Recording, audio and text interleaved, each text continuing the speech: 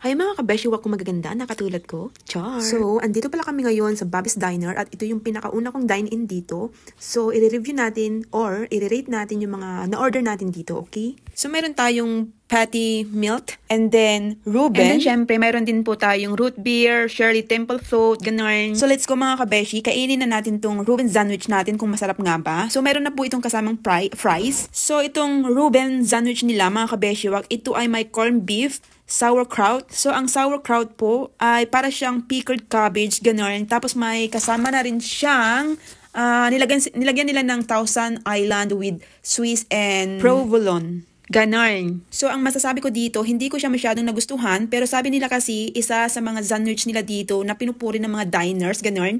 Pero para sa aking panlasa ay hindi ko siya masyadong nagustuhan. Siguro dahil dito sa nilagay nilang cabbage, ganon.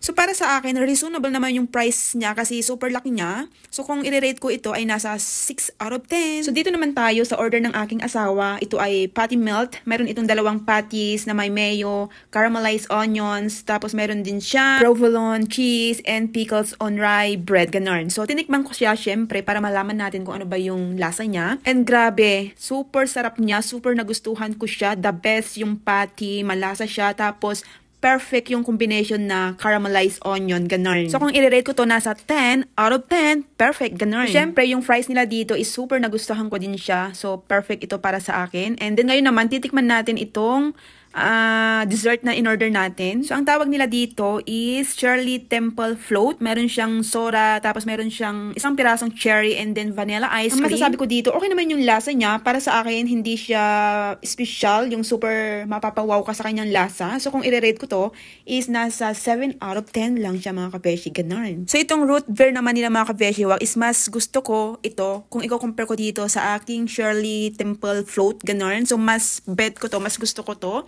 So, kung i-rate ko to nasa 10 out of 10, naku, parang yung mga in-order ng aking asawa is perfect. Unlike dito sa aking mga choices is mayroong konting supplies. So, anyway mga kabeshi, hanggang dito na lamang po ang ating vlog for today. Thanks for watching. Bye! Happy tummy everyone! Our hearts beat to the city streets. We began to feel the fire. We rise like tall buildings as the chemicals they take us higher. The night's young and it's just begun as she puts her hand in mine. We wanna chase the night.